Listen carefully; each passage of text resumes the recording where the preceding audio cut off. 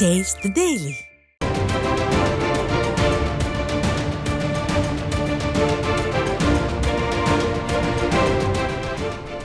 அண்மை செய்தி. குறைந்த காற்றழுத்த தாழ்வு மண்டலம் காரணமாக சில நாட்களாக பெய்து வரும் கனமழையால் பாதிக்கப்பட்ட பயிர்களை முழுமையாக கணக்கெடுத்து உரிய நிவாரணம் வழங்க வேண்டும் என்று அதிமுக பொதுச் செயலாளரும் எதிர்க்கட்சித் தலைவருமான எடப்பாடி கே பழனிசாமி வலியுறுத்தியுள்ளார். இது குறித்த கூடுதல் விவரங்களை தலைமை செய்தியாளர் ஜெயக்குமார் வழங்க கேட்கலாம்.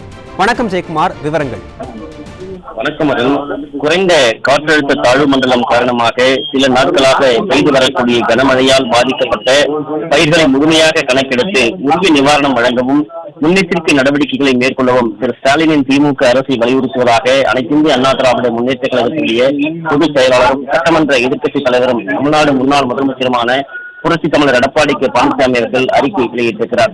அவர் வெளியிட்டிருக்கக்கூடிய அறிக்கையில் கடந்த 2 நாட்களாக குறைந்த காற்றழுத்த தாழ்வு மண்டலம் காரணமாக பெய்து வரும் கனமழையால் டெல்டா மாவட்டங்களான திருவாரூர், நாகப்பட்டினம், மயிலாடுதுறை, தஞ்சாவூர், கடலூர் உள்ளிட்ட பல மாவட்டங்களில் பயிரப்பட்டிருந்த நெல் பயிர்கள் தண்ணீரில் மூழ்கி உள்ளன என்று வேதனையோடு பதிவு செய்திருக்கிறார். கனமழையின் காரணமாக அப்பகுதிகளில் ஓடும் ஆறுகள் மற்றும் சிற்றாறுகள் தண்ணீர் அதிக அளவில் சென்று கொண்டிருக்கிறது என்றும் ஆற்றினுடைய கரைகள் பல இடங்களில் பலவீனமாக இருப்பதால் கரைகள் உடைந்து பாதிப்பு ஏற்படும் சூழ்நிலை உள்ளது. எனவே வருவாய் மற்றும் நீர்வளத்துறை அதிகாரிகள் ஆற்றங்கரை ஓரங்களிலும் ஏரிகள் மற்றும் வாய்க்கால் உள்ளிட்ட நீர்களில் பலவீனமாக இருக்கக்கூடிய கரை பகுதிகளை கண்டறிந்து உடனடியாக மணல் மூட்டைகளை அடுக்கி அவற்றை பலப்படுத்துவதுடன் கனமழையால் ஆறு, ஏரி, வாய்க்கால் உள்ளிட்ட அனைத்து நீர்நிலைகள் நீர்வழி பாதைகளிலும் முன்னெச்சரிக்கை நடவடிக்கை எடுக்க வலியுறுத்துகிறேன் என்று தெரிவித்திருக்கிறார்.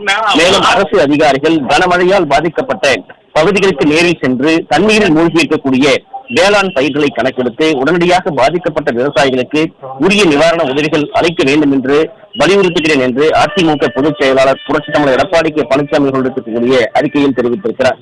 திருநெல்வேலி உள்ளிட்ட பல மாவட்டங்களில் 2 நாட்களாக பெய்த கனமழையினால் குடியிருப்பு பகுதிகள் நீரில் சூழ்ந்துள்ளது என்றும் மழைநீர் சூழ்ந்துள்ள பகுதிகளில் உள்ள நீரை கனரக மோட்டார்கள் வைத்து வெளியேற்றிடவும் பாதிக்கப்பட்ட மக்களுக்கு தங்குமிடம், உணவு, மருத்துவ சிகிச்சை வழங்கவும் வலியுறுத்துகிறேன் என்று தெரிவித்திருக்கிறார்.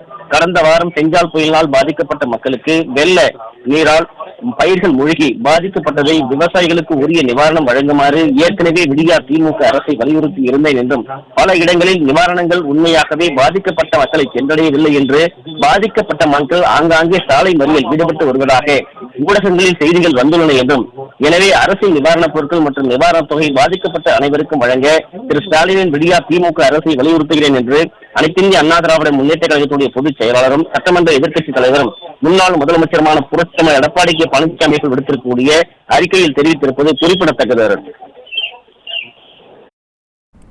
விரிவான விவரங்களை வழங்கியமைக்கு நன்றி ஜெயக்குமார்.